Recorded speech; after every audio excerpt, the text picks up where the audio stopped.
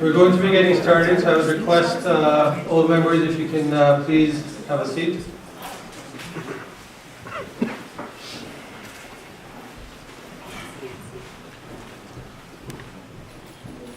Assalamu alaikum wa rahmatullah. May peace and blessings of Allah be upon you all. I'd like to welcome you all to our local Ahmadiyya Muslim Mosque, Baitul Kareem. This is our first of many open houses after our recent repairs and renovations, inshallah. Now, as is our tradition, we start our program with the recitation of the Holy Quran. I would like to request Burhan Ahmed Saab to please come for the recitation, followed by Shahab Kokar Saab for the English translation.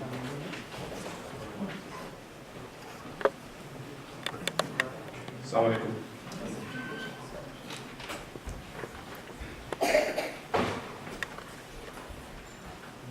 أعوذ بالله من الشيطان الرجيم.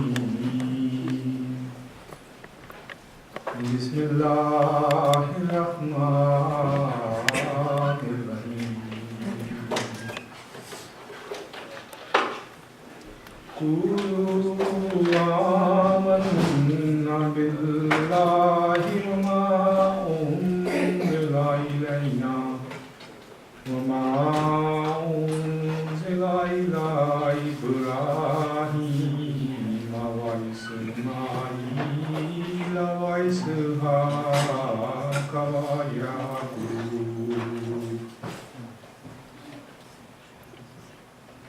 وإسحاق ويعقوب والأسباط وما أوتي موسى وعيسى وما أوتي النبيون من ربهم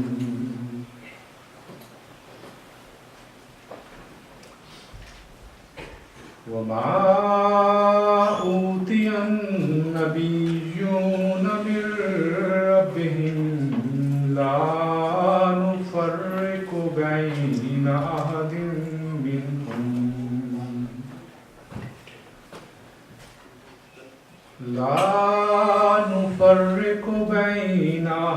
منهم ونحن له مسلمون.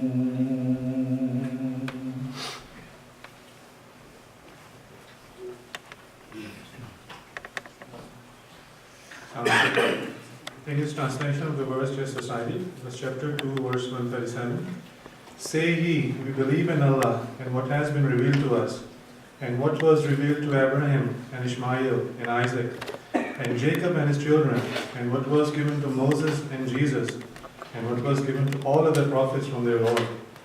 We make no difference between any of them, and to him we shall submit.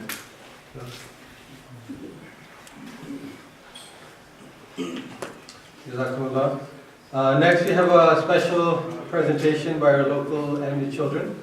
So I would like to invite the children to the front, please.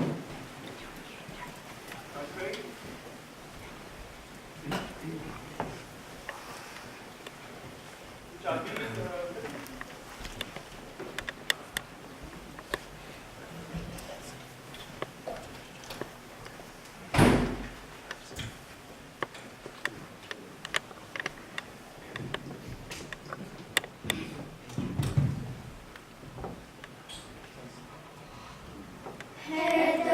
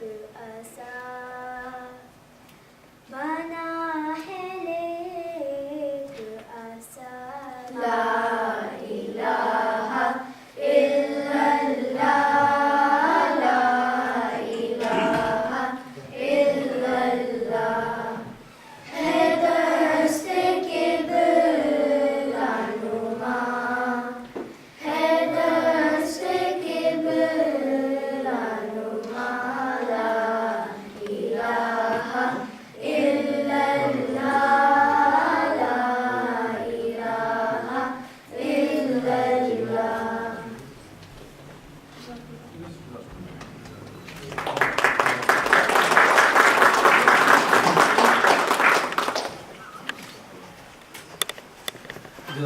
that was wonderful. For the English translation, I would request Hasib Mahmood to please come up.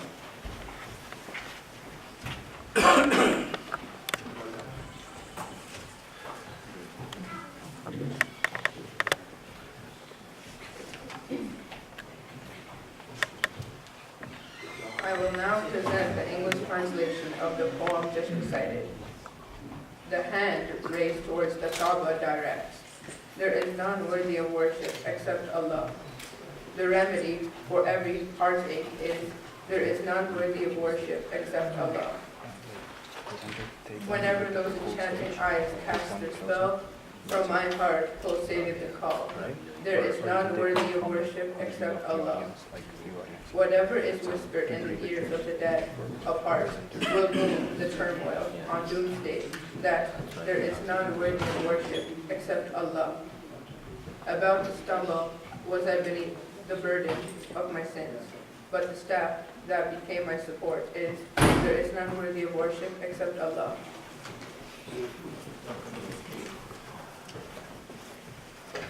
Jazakumullah. We have a short video presentation on the introduction of the community, so I would request that to be played now.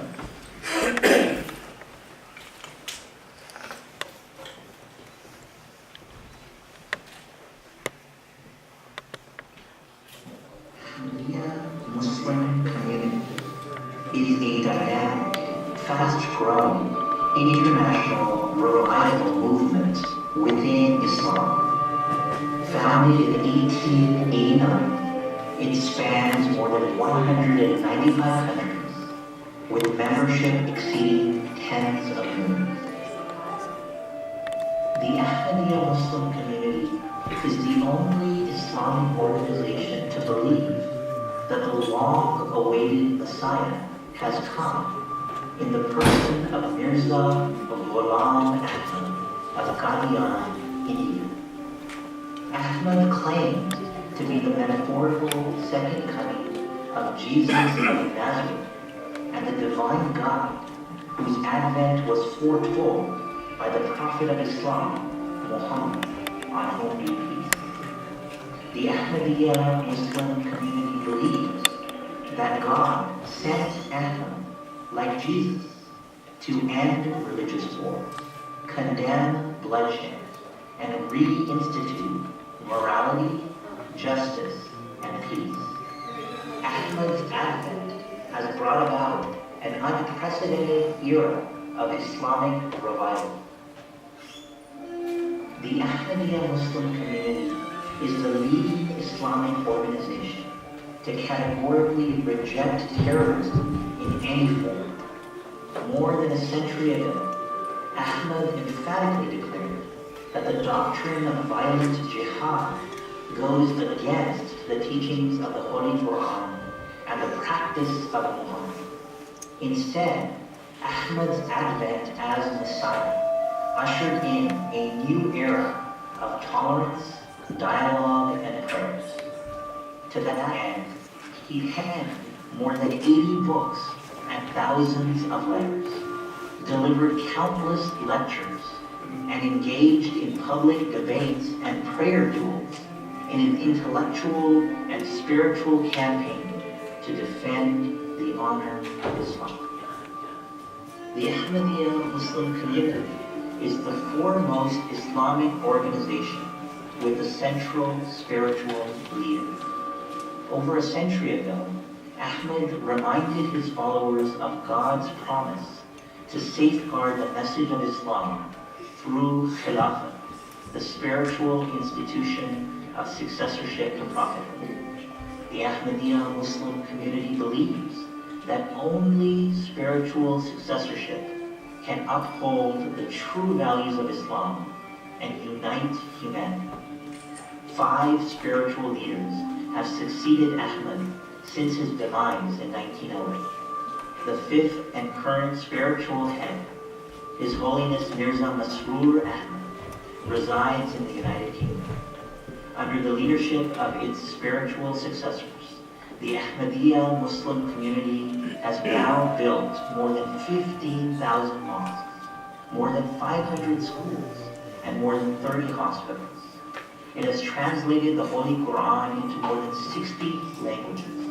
It propagates the true teachings of Islam and the message of peace and tolerance through a 24-hour satellite television channel, MTA, the internet, alislam.org, and print, Islam International Publication. It has been at the forefront of disaster relief worldwide through an independent charitable organization, Humanity First.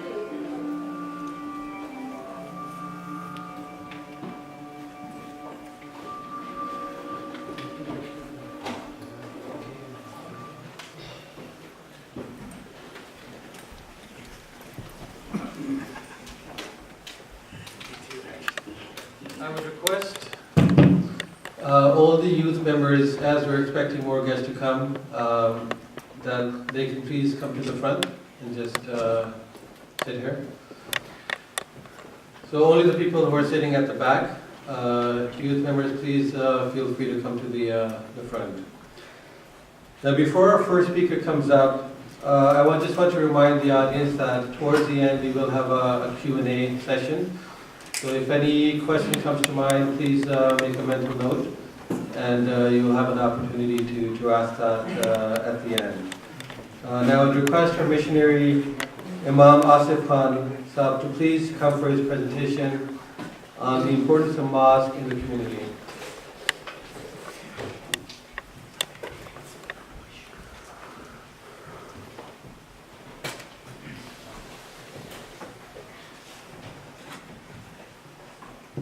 Assalamu alaikum wa rahmatullahi wa barakatuh. May the peace and blessings of Allah be upon you all. Ashhadu an la ilaha illallah wahdahu la sharika lah wa ashhadu anna Muhammadan abduhu wa rasuluh.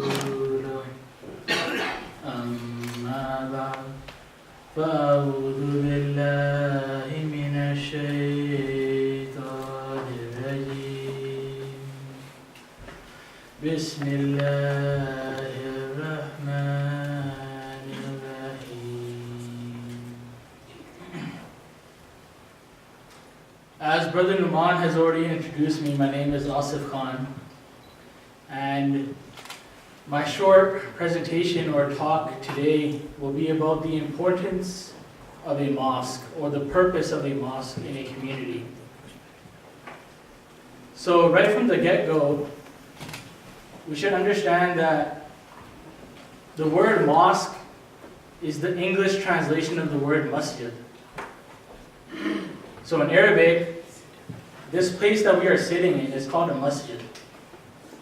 A masjid means, funnily enough, not a place of worship, but a place of prostration. Prostration is when you bow down, put your forehead to the ground, and pray.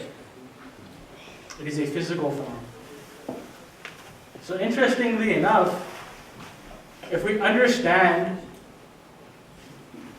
the meaning of this word, we understand the purpose of what a masjid or a mosque really is.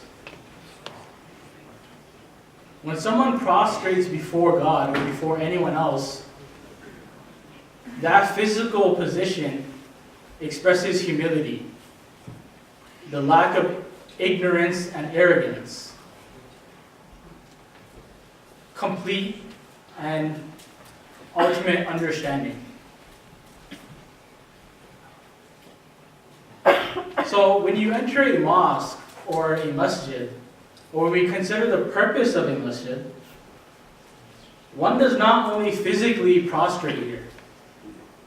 You don't only physically show your humility.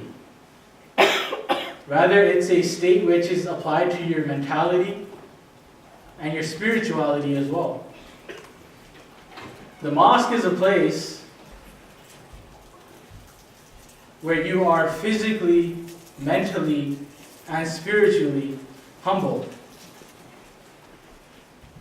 Now this applies to any event which is taking place in a mosque. For example, this event right now, an open house. The philosophy of a mosque tells you to check your arrogance and your ignorance at the door. That when you enter this place, enter in a form of humility, willing to learn, willing to understand, willing to cooperate.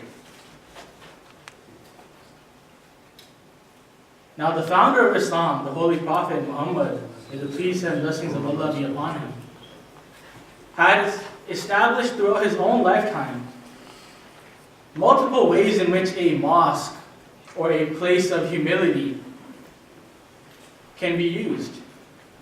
First and foremost is a place of gathering to pray, as is done 5 times a day. However, it has a broader application as well. The masjid, or the place of humility, the place of cooperation, is also a place of learning, a place of education. Before the creation of formal schools and universities, it is the mosques that were used for a place of education, not only by Muslims, but by non-Muslims alike. The doors have always been open to come here and learn, whether it is in regards to the religion of Islam or any other secular topics. Another function is shelter for the homeless. This was also established by the founder of Islam. A shelter for the homeless. Meaning that although you may financially and administratively run the mosque, it is still incumbent upon any Muslim person to keep the doors open for those who are in need, regardless of religion and faith. A third function is for social gatherings. Gatherings which promote harmony and unity within the society. A gathering just like this one, where people of all faiths and religions and different understandings can come together and speak with one another. And understand that the differences between us are very minimal, yet the similarities are astounding. Another function of or the purpose of a mosque is that it's not only a place of worship for Muslims, it is a place of worship for all. The doors are always open. If anyone is looking for a place to worship or even meditate, the doors will always be open regardless of faith. Another function is one of interfaith dialogue, learning about each other's beliefs and understanding that people are very similar. So it's amazing to see that there are all these functions or purposes of a mosque, but the one resounding or linking factor is to do so with humility. Do so with the lack of arrogance and ignorance. That when you enter this place, you should do so being meek of heart. And it is with this that I leave you, and once again, welcome to the Baitul Kareem Mosque, just one of the many mosques established by the Ahmadiyya Muslim Community here in Canada. Thank you.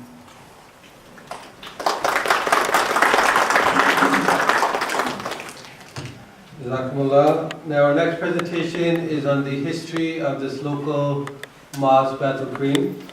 I invite our president of the Kitchener-Waterloo chapter, Muhammad Ahmed Munawar Saab, to please come and address us.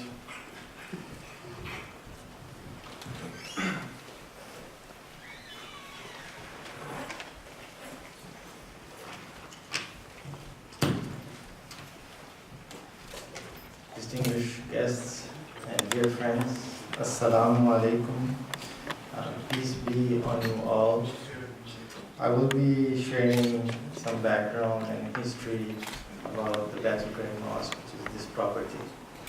The local chapter of the Ahmadiyya Muslim Community was established in 1972, and some of the pioneers from that time are present today in this gathering. And ever since members of the community have desired to have a mosque where they can pray, where they can meet each other, and where they can hold gatherings. And after many sacrifices by members of the local community and also members of the community throughout Canada, this property was purchased in 2006 for $235,000. It doesn't seem much these days, but it was a great sacrifice then. And this mosque was totally funded by contributions from members. And before we could use the mosque, there were extensive renovations that were required, but the mosque did come into use in 2006. And I checked with the city of Cambridge, and they were generous enough to check the archives for me. The property was first registered in 1965 for use as the Royal Canadian Legion Youth Centre in 1965. And by the year 2000, it housed the Evangelical Church of God. And from 2006 and on, we've been holding activities here on a regular basis. It's been of tremendous value to all the members of our community. Some major repairs were done to it during 2012 and 2013, mostly to address various safety items. However, the biggest renovation has just happened recently, and it's an extensive renovation. It includes basically complete replacement of the roof. We remodeled the halls. There was sealing of basement, new electrical and lighting, washrooms, kitchen. We have a new audio-video system now, which is very helpful. The total cost of these renovations amount to $150,000. And like I said, just like the purchase of the property, the renovations also were completely funded by contributions from the members of the community. This is the first and only mosque of the Ahmadiyya Muslim Community in this region. However, as you saw in the video, the community has built and is building many mosques across Canada. It has the honor to have the largest mosque in Canada, and that's the Baitul Mosque in Calgary. You may also have come across the beautiful Baitul Islam Mosque in Vaughan. And now it's the earnest desire of many local members to have other mosques in other cities beside Cambridge of this region. And God willing, we'll have one or more mosques in each city. And the purpose, as Imam Asif said, is to help foster a bond of love between man and his creator, and also to promote brotherhood and love among people. Our mosque, again, repeating what Imam Asif said, our mosques are open to everyone. Faith groups who would like to avail our facilities are also welcome. I'll finish by quoting the worldwide head of the Ahmadiyya Muslim Community, Hazrat Mirza Masroor Ahmad, who stated at the occasion of the opening of one mosque in Valencia, Spain in 2013. He said, I quote, "This mosque has been built to serve a place of brotherliness and unity. Whoever comes here with pious intentions, be it a Muslim or a non-Muslim, will have the doors of the mosque always open for him or her. This mosque has been named Baitul Rahman." This is in reference to the mosque he was inaugurating. This mosque has been named Baitul Rahman, which means a house of God, who is ever gracious, who shows kindness to his creation without any conditions. We who have built this mosque will ensure that we continue to serve and help the communities we live in and to serve God's creation. End of quote. So we hope and pray that this mosque continues to be a source of peace and prosperity for the area and the community at large. Thank you.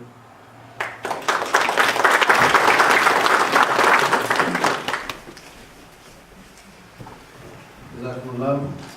Next, I'm going to share some of the community outreach that we do both at the local and national level. And as I'm doing that, there'll be some pictures changing on the projector. Our biggest local event of the year is Canada's largest and longest running World Religious Conference. This year we are on track to hold the 39th conference at the University of Waterloo. We have been holding this event across the Waterloo region as well as Brantford and Gulf. And its aim is to basically foster interfaith harmony and provide a well-meaning and necessary dialogue on various topics. Many of our partners are in attendance today, and I would like to once again welcome you and thank you for your ongoing commitment. Recently, we have also started Adopt a Road initiative in Cambridge. Our many members who proudly call Cambridge home feel it's a responsibility on us to help keep our community clean. It is also our belief that cleanliness is part of our faith. Our many youth members take initiative in blood donation drives, both at the local levels and across the country. Now I have to admit that although I have donated blood several times, each time I see the long and sharp needle approaching, I have to look away. From the last many years, the community has also been involved in Run for Canada across various cities and provinces across Canada. Our most famous one is the Run for One, which has raised hundreds of thousands of dollars for the One Hospital. Now we also plan on initiating such a run in the local Waterloo region in the near future. The last thing I want to touch on is Humanity First, which is a humanitarian organization run by the community and is registered in 50 countries across 6 continents.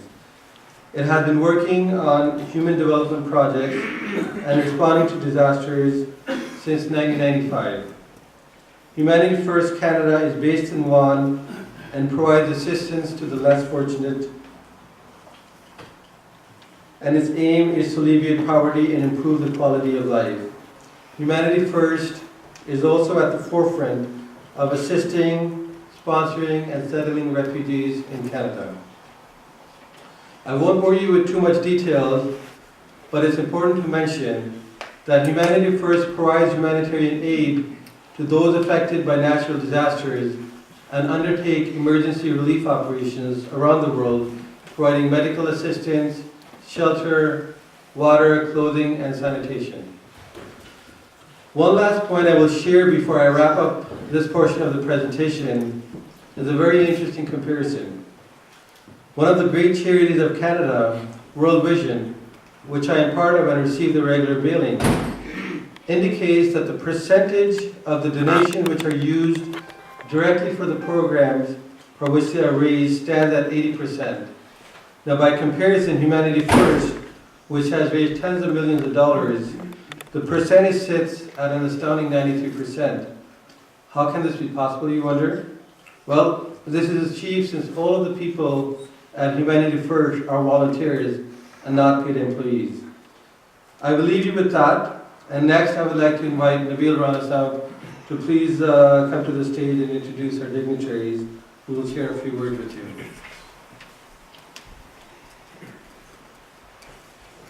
Assalamu alaikum. The Ahmadiyya Muslim community has lots of friends with all the levels of the government and all kinds of parties.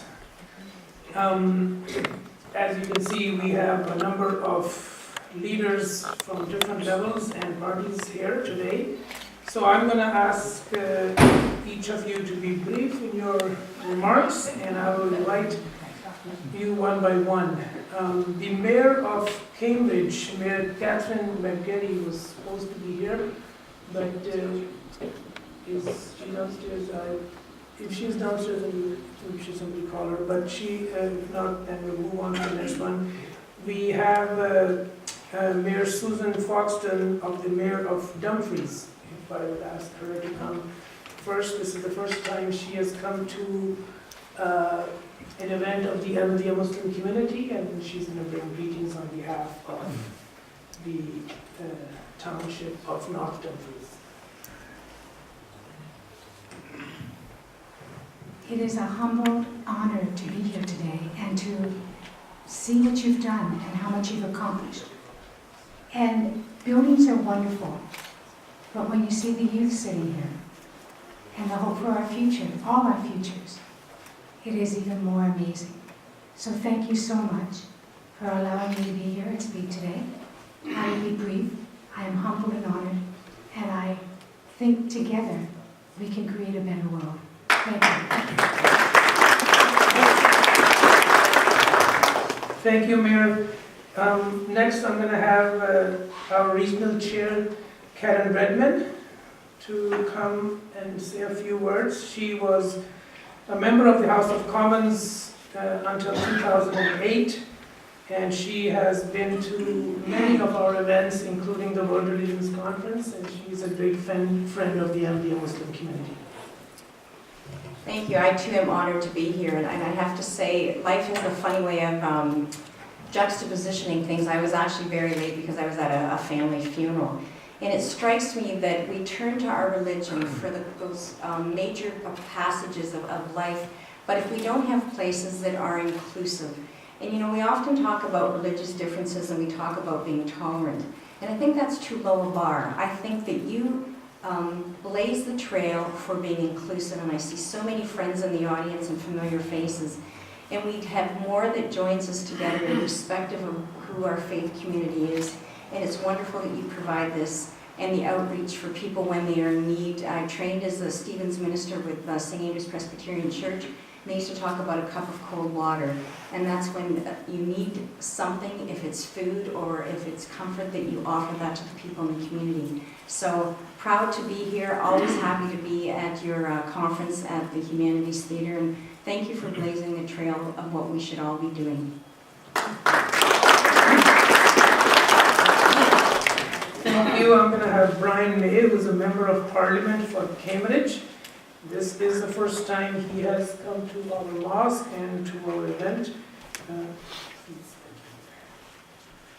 Assalamu alaikum.